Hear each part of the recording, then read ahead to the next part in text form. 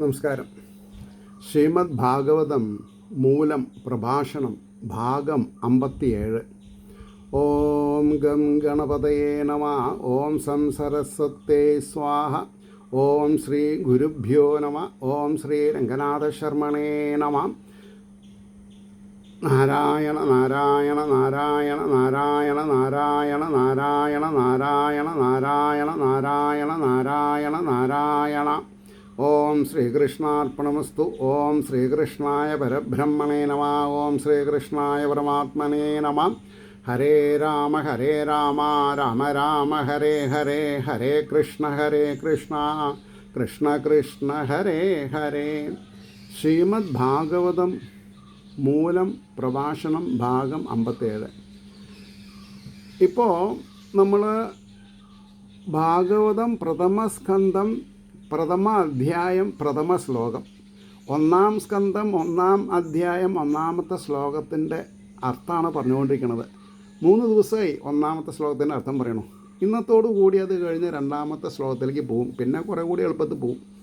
അപ്പോൾ ഇവിടെ പറഞ്ഞ് നിർത്തിയതെന്താ എന്ന് ചോദിക്കുകയാണെങ്കിൽ,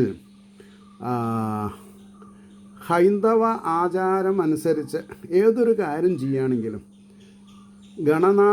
ഗണപതിയെ പൂജിക്കുക എന്നൊരു പ്രധാന കാര്യമാണത്. അപ്പോൾ ഇവിടെ അതാണ്, ഗണേശനെ പൂജിക്കാതെ അമൃതമഥനം ആരംഭിച്ചത് കൊണ്ടാണ് കടകോലായ ഉപയോഗപ്പെടുത്തിയ മന്ദരപർവ്വതം താണുപോയത് എന്നും, അതുകൊണ്ട് ശ്രീ വിഘ്നേശ്വര പൂജ നടത്തേണ്ടതാണെന്നും ശ്രീ വിഷ്ണു ഭഗവാൻ അരുളി ചെയ്തതനുസരിച്ച് ദേവേന്ദ്രൻ ശ്രീ ഗണേശനെ പൂജിച്ച ശേഷമാണ് അമൃതം ലഭിച്ചതെന്നും പുരാണങ്ങളിൽ കാണുന്നതിന് ഇവിടെ എടുത്തു കാണിക്കണമെന്ന് പറഞ്ഞു. അതുകൊണ്ടാണ് ഗണേശനെയും കൂടിയും ആ ആദ്യത്തെ ശ്ലോകത്തിൽ സ്തുതിച്ചു. അത് കഴിഞ്ഞിട്ട് വാഗീശ്വരിയായിട്ടുള്ള സരസ്വതീനെ സ്തുതിച്ചു, ഗുരുനാഥനെ സ്തുതിച്ചു. ഇത് മൂന്നും കൂടാണ്ട് കഴിയില്ല. അപ്പോൾ ഇനി പറയണു, എന്താ പറയണത്? ഇതരത അഭിജ്ഞ പദങ്ങൾ ഇന്ദ്രനെ വിശേഷിപ്പിക്കുന്നു.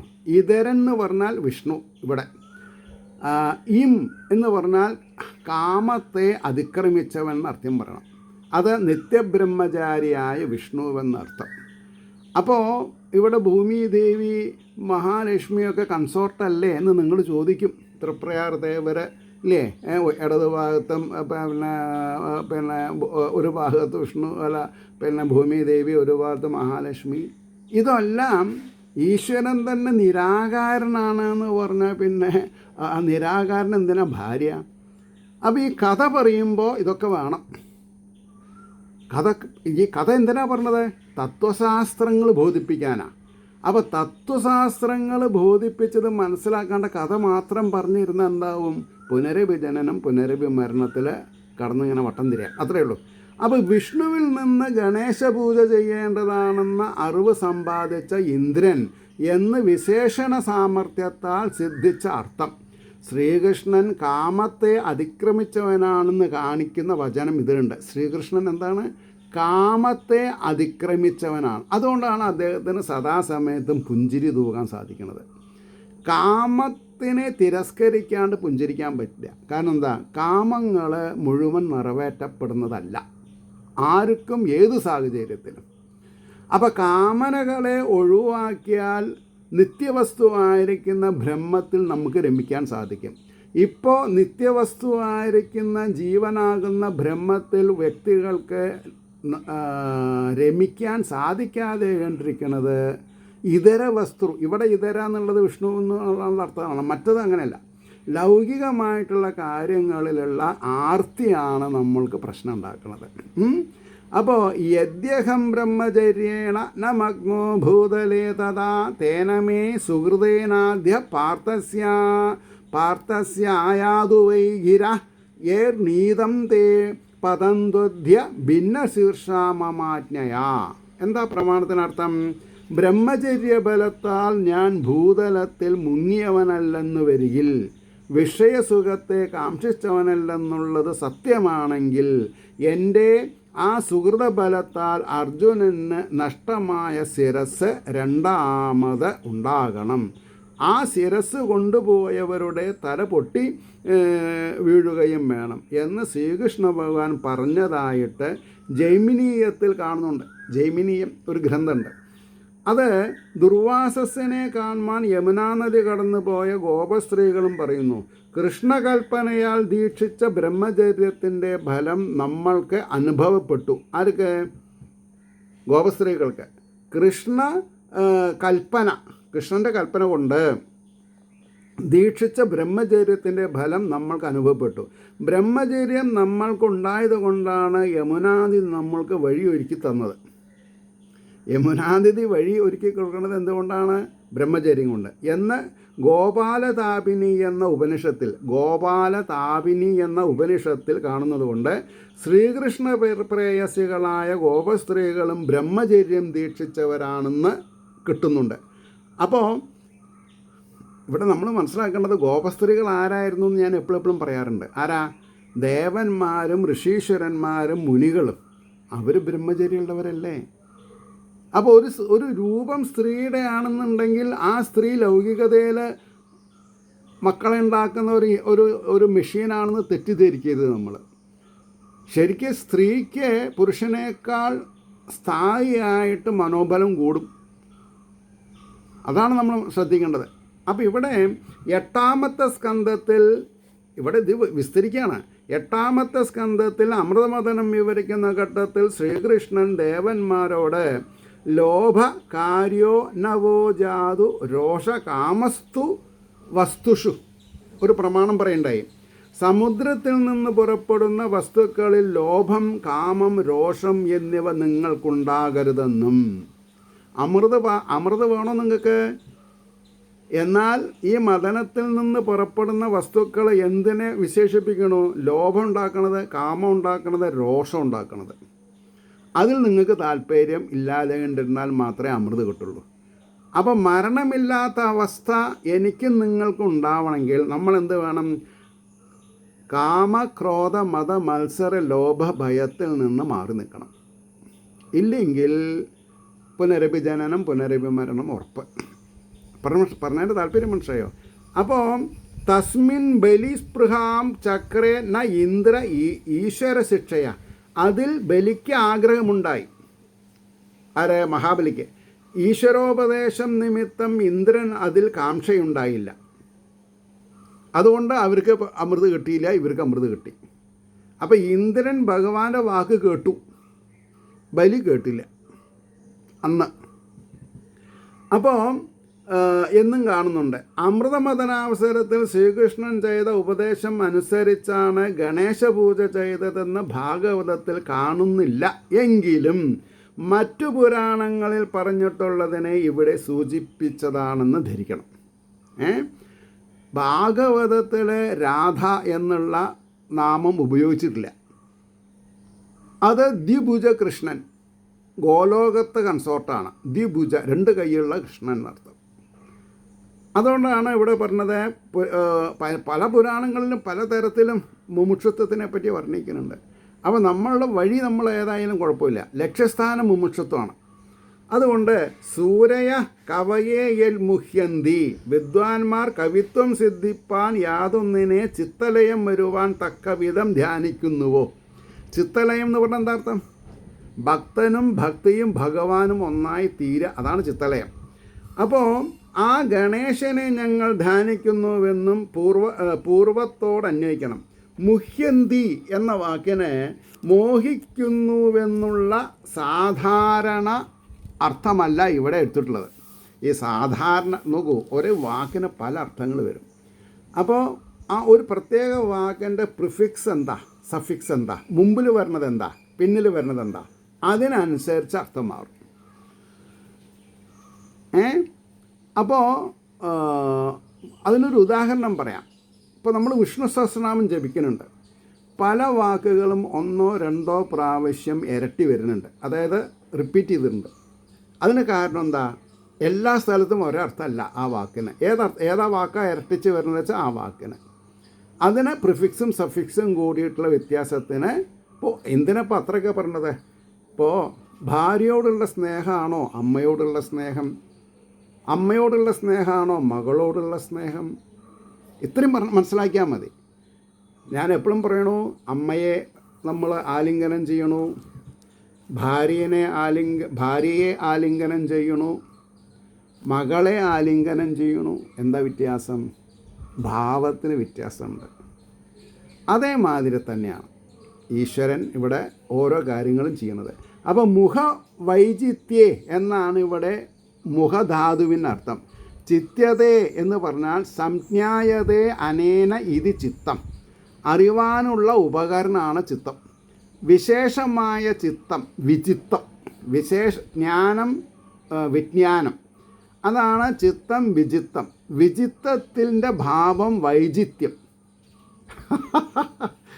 ഇത്രത്തോളമുള്ള അർത്ഥം മുഖധാതുവിനുള്ളത് കൊണ്ട് ധ്യേയവസ്തു എന്ന് പറഞ്ഞാൽ ധ്യാനിക്കുന്ന വസ്തുവിൽ ചിത്തം ലയിക്കുന്നത് വരെ, അതായത് ഭഗവാനായി തീരുക. ഭഗവാനെ ധ്യാനിക്കുക എന്ന് പറഞ്ഞാൽ ഭഗവാനായി തീരുക.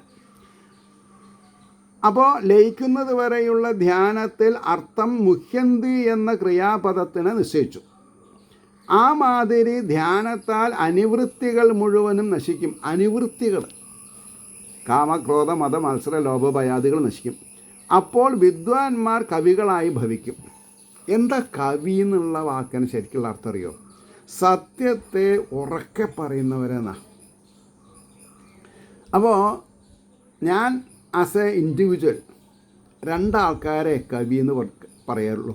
ഒന്ന് വാൽമീകി, ഒന്ന് വ്യാസർ. എന്താ അങ്ങനെ പറയാൻ? മനുഷ്യന്മാർക്ക് നമ്മൾ എന്തൊക്കെയോ അല്ലേ വലിയ വലിയ അവാർഡുകളൊക്കെ കൊടുക്കുന്നുണ്ട്. പക്ഷെ അവർ പരിപൂർണന്മാരല്ല.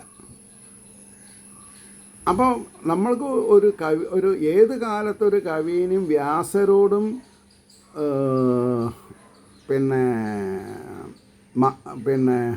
രാമായണ കർത്താവായ വാൽമീകിയോടും കടപിടിക്കാൻ പറ്റില്ല. പിന്നെ പലവരും ഗ്രന്ഥങ്ങൾ എഴുതുന്നുണ്ട്, നല്ലതാണ്. പക്ഷേ ഭാഗവതത്തിനെ കടപിടിക്കുന്നതോ രാമായണത്തിനെ കടപിടിക്കുന്ന ഗ്രന്ഥങ്ങൾ എഴുതാൻ പറ്റില്ല. അപ്പോൾ എന്ത് വേണം? എന്നാൽ അതിലുള്ള ആശയങ്ങളെ നമ്മൾക്ക് വിന്യസിക്കാം. അല്ലാതെ കണ്ട് എനിക്ക് എനിക്ക് രാവണനോടാണ് രാമായണത്തിൽ രാവണൻ്റെ ക്യാരക്ടറാണ് എനിക്കിഷ്ടം എന്ന് പറഞ്ഞാൽ അത് വാൽമീകിനെ ചോദ്യം ചെയ്യുന്ന കൂട്ടത്തിലായിരിക്കും. അപ്പോൾ നമ്മളുടെ സ്വാതന്ത്ര്യം നമ്മൾ ദുരുപയോഗപ്പെടുത്തണോ വേണോ? ഇപ്പോൾ ഒരു ഉദാഹരണം പറയാം. വിവാഹശേഷം വേറൊരു സ്ത്രീയുടെ ഗുണഗണങ്ങൾ ഭർത്താവ് വായ തോരാതെ കണ്ട് പറയാൻ തുടങ്ങിയാൽ കേട്ടിരിക്കുന്ന ഭാര്യ അകലും. അപ്പോൾ എന്ത് വേണം? ഭാര്യയുടെ മുമ്പിൽ വെച്ചിട്ട് വേറൊരു സ്ത്രീനെ പുകഴ്ത്തരുത്.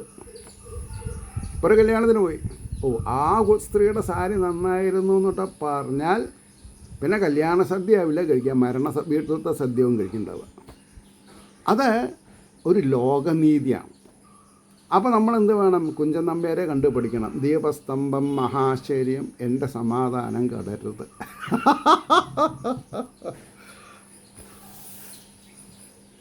എന്നാൽ ഒരു സ്ത്രീ ഒരു കല്യാണ സ്റ്റേജിൽ കല്യാണ പന്തിയിൽ വെച്ചിട്ട് വേറൊരു പുരുഷനെ പ്രകീർത്തിക്കുന്നുണ്ടെങ്കിൽ നമ്മൾ മിണ്ടാണ്ടിരിക്കണം. കാരണം എന്താ? അത് അവരുടെ റൈറ്റാണ്. ഇതാ നമ്മുടെ റൈറ്റിനെ വേണ്ടിയില്ലേ ചോദിക്കരുത്. അതുകൊണ്ടാണ് പറഞ്ഞത്, കനകം മൂലം കാമിനി മൂലം കലഹം പലവിധം ഉലകിൽ പലതും. ബാക്കി നിങ്ങൾക്ക് നിശ്ചയിക്കാം വേണോ വേണ്ടെന്നുള്ളത്. അപ്പോൾ ഇവിടെ എന്തായി? കവി ശബ്ദത്തിന് കവിത്വം എന്ന് ഭാവാർത്ഥം ഇവിടെ നിശ്ചയിച്ചിരിക്കുന്നു.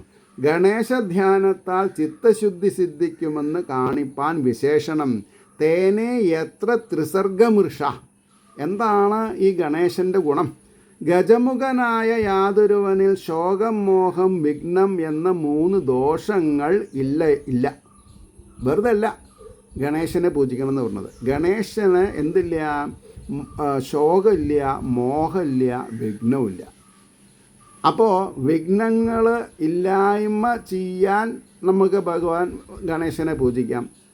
മോഹമുണ്ടാവാൻ മോഹമില്ലാത്ത ഗണേശനെ പൂജിച്ചിട്ട് കാര്യമുണ്ടോ? ശോകമില്ലാത്ത ഗണേശനെ ശോകത്തോടു കൂടി പൂജിച്ചിട്ട് കാര്യമുണ്ടോ? ഇല്ല. ഇതെന്തുകൊണ്ട് നമുക്ക് മനസ്സിലായില്ല? നമ്മൾ ഇത്ര ഡീറ്റെയിൽ ആയിട്ട് ആരും പോയില്ല. അതിനാരെ കുറ്റം പറയുക? അവരവരുടെ തലവര ശരിയായിട്ടില്ല എന്ന് മാത്രമേ എനിക്ക് പറയാൻ പറ്റുള്ളൂ. അച്ഛനും അമ്മേനും കുറ്റം പറയണ്ട. എൻ്റെ അമ്മ സ്കൂളിൽ പോയിട്ടില്ല, അമ്മ ഒന്നും പഠിച്ചിട്ടില്ല. പക്ഷേ അച്ഛനോടുള്ള ബന്ധം കാരണം പല നല്ല നല്ല കാര്യങ്ങൾ ഞങ്ങളെ പറഞ്ഞ് മനസ്സിലാക്കും. ട്രപ്പീസിയം കളിച്ചിട്ടുണ്ടെങ്കിൽ സമ്മാനം വാങ്ങണമെങ്കിൽ അയാൾ താഴ്ത്ത് വരണ്ടേ മോനെ എന്നോട് ചോദിക്കും. ട്രപ്പീസിയം ഒന്നും അമ്മയ്ക്ക് പറയാൻ അറിഞ്ഞിരുന്നില്ല അന്നത്തെ കാലത്ത്. കൈ വിട്ട് കൈ പിടിക്കാന്നൊക്കെ പറയുള്ളൂ. അപ്പോൾ ഇതൊക്കെ എന്താ പറഞ്ഞത്? ശോകം, മോഹം, വിഘ്നം എന്ന 3 ദോഷങ്ങളില്ലാത്തവന്. അതുകൊണ്ടാണ് ഞാൻ എപ്പോഴും പറയും, അച്യുതനെ പൂജിക്കൂ, അച്യുതനെ പൂജിക്കൂ എന്നെന്താ? ഭാര്യയും ഭർത്താവും പരസ്പരം സ്നേഹിക്കാം, ആദരിക്കാം. അതിനേക്കാൾ ഭക്തി ആരോട് വേണം? രണ്ടാൾക്കും സൈമൾട്ടേനിയസ്ലി ഒരേ സമയത്ത് അച്യുതനോട്. അച്യുതനാരാ? ച്യുതിരഹിതൻ, നാശമില്ലാത്ത ആളാണ്. അപ്പോൾ ച്യുതിരഹിതനായിരിക്കുന്ന അച്യുതനെ പൂജിക്കുമ്പോൾ അത് ഡയറക്റ്റായി. എന്നാലും വിഘ്നേശ്വരനെ പൂജിച്ചിട്ട് മതി. കാരണം എന്താ? അദ്ദേഹത്തിന് ശോകവും മോഹവും വിഘ്നവും എന്ന ദോഷമില്ല. ഈ ഒരർത്ഥം ഈ ഗണപതി ഹോമം ചെയ്യുന്ന ആൾക്ക് ഉണ്ടായിക്കൊള്ളണം എന്നില്ല. അതുകൊണ്ട് നിങ്ങൾ തെറ്റിദ്ധരിക്കും വേണ്ട. അപ്പോൾ ആനയല്ല ഗണേശെന്ന് നിങ്ങൾക്ക് മനസ്സിലായോ? ആനയ്ക്ക് എന്തുണ്ട്? ശോകമുണ്ട്, മോഹമുണ്ട്, വിഘ്നമുണ്ട്. ചങ്ങലില്ലെങ്കിൽ ആർക്കെങ്കിലും നടത്താൻ പറ്റുമോ ഇതിനെ? അല്ലെങ്കിൽ തോട്ടി കയ്യിലില്ലെങ്കിൽ അടിയോടടി പൊടിയിൽ കഞ്ഞി ആനയ്ക്ക്. അപ്പോൾ ശോകമുണ്ട്, അതിന് മോഹമുണ്ട്, തിന്നണം. വെള്ളത്തിൽ നീന്തിയാൽ തർക്കമില്ല എന്നുണ്ട്. നീന്താൻ അറിയാത്ത പാൻ എങ്ങനെ വെള്ളത്തിൽ ഇറക്കുക ആനേനെ? അതല്ലേ ഈ സിമെൻറ്റിൻ്റെ തൊട്ടി ഇട്ടിട്ടല്ലേ ഇപ്പോൾ ആൺകുട്ടികൾ മൂത്രമൊഴിക്കണ കൂട്ടത്തിലല്ലേ ഇപ്പോൾ ആനയെ കുളിപ്പിക്കുന്നത്? അതെങ്ങനെ പിന്നെ ആനയുടെ സ്വഭാവം ഉണ്ടാവുക? പാംസ് സ്ഥാനം പൊടി എറിഞ്ഞിട്ടാണ് ആനയ്ക്ക് സുഖം. എത്ര കുളിച്ചാലും 3 മണിക്കൂർ നീരിൽ വെള്ളത്തിൽ ഇറക്കി കുളിപ്പിച്ചാലും അതിന് പൊടി വിതരണം. കാരണം എന്താ? അതിൻ്റെ തൊലിക്ക് കട്ടി കമ്മിയാണ്. അപ്പോൾ ചൂട് സഹിക്കില്ല അതിന്. പിന്നെ നമ്മളെ മാതിരി വിയർക്കില്ല ആനയ്ക്ക്. തുമ്പിക്കൈയിൻ്റെ ഉള്ളിൽ നിന്ന് പോകുന്ന ദ്രാവകമാണ് വിയർപ്പ്. ഇതൊന്നും മനസ്സിലാക്കാതെ കണ്ട് കർക്കിടക മാസത്തിൽ ആനയെ പ്രത്യക്ഷ ഗണപതിയായിട്ട് കരുതാമെന്ന് പറഞ്ഞാൽ അതിൽ പങ്കെടുക്കുന്നവർക്ക് ഒക്കെ അജ്ഞാനം ഉണ്ടെന്ന് ഞാൻ പറയുള്ളൂ. എനിക്ക് നിങ്ങൾ എത്ര ഉരുട്ടി കൊടുത്താലും എനിക്ക് കുഴപ്പമില്ല. ഏത് തന്ത്രിയാണെങ്കിലും എനിക്ക് കുഴപ്പമില്ല. ഭാഗവതത്തിന് അത് ശ്രേയസ്സല്ല. മനസ്സിലായില്ലേ? അപ്പോൾ ശോകം, മോഹം, വിഘ്നം എന്ന 3 ദോഷങ്ങൾ ഇല്ല. ആ ഗണേശനെ ധ്യാനിക്കുന്നു. തേ കരി സ്മൃത. തേ കരി എന്നുള്ളതിന് ആന എന്നർത്ഥമുണ്ട്. തേ എന്ന ഏകാക്ഷരത്തിന് ആന എന്നുള്ള അർത്ഥം സൗഭരിയാൽ നിർമ്മിക്കപ്പെട്ട നാമമാലയിൽ കാണിച്ചിട്ടുണ്ട്. തേത്വം എന്ന് പറഞ്ഞ ഗജഭാവത്തെ എന്നാണ്. ഗജെന്ന് പറഞ്ഞില്ല, ഗജഭാവത്തെ. നയിച്ചവൻ എന്ന് പറഞ്ഞ എന്താർത്ഥം? പ്രാപിച്ചവൻ എന്നാണ്. ഈശ്വരൻ എന്നെ നയിക്കണമെന്ന് പറഞ്ഞാൽ ഈശ്വരനെ പ്രാപിച്ചിട്ടുണ്ടായിരിക്കണം. ഞാൻ ഈശ്വരീയ വചനങ്ങളെ ഞാൻ പഠിച്ചിട്ടുണ്ടാവണം. അതിൽ അതിൽ പ്രവർത്തിക്കണം. ഞാൻ പ്രവർത്തിക്കാണ്ട് ഒന്നും പറ്റില്ല. അപ്പോൾ തേനൻ എന്ന് പറഞ്ഞാൽ ഗണപതി എന്നർത്ഥം. അപ്പോൾ ഗണപതി ധ്യാനത്താൽ ശോകാദി 3 ദോഷങ്ങൾ ഏതുപോലെ ഇല്ലാതാവുന്നു. അവിടെ ധ്യാനിക്കാനാണ് പറഞ്ഞത്. ഗണപതിനെ ധ്യാനിക്കുക എന്ന് പറഞ്ഞാൽ എനിക്ക് ശോകം ഉണ്ടാവരുത്, എനിക്ക് മോഹം ഉണ്ടാവരുത്, എനിക്ക് വിഘ്നങ്ങൾ ഉണ്ടാവരുത്. അപ്പോൾ ശോകം ഉണ്ടാവുന്ന കാര്യം ഞാൻ ചെയ്യാൻ പാടില്ല, മോഹിക്കരുത്. വിഘ്നങ്ങൾ ഉണ്ടാവുന്ന കാര്യങ്ങൾ പറയാൻ പാടില്ല. അപ്പോൾ ഇതൊക്കെ നമ്മൾ ശാസ്ത്രീയമായിട്ട് മനസ്സിലാക്കണം. ശാസ്ത്രീയമായിട്ട് മനസ്സിലാക്കാതെ കൊണ്ട് നമ്മൾക്ക് യാതൊരു നിവൃത്തിയില്ല. അപ്പോൾ പറയണു, ഗണപതി ധ്യാനത്താൽ ശോകാദി 3 ദോഷങ്ങൾ ഏതുപോലെ ഇല്ലാതാവുന്നു കാണിപ്പാൻ ഉദാഹരണം തേജോവാരിമൃതാം യഥാവിനിമയോ മൃഷ. ഒരു ഫോണ് വന്നു അതുകൊണ്ട്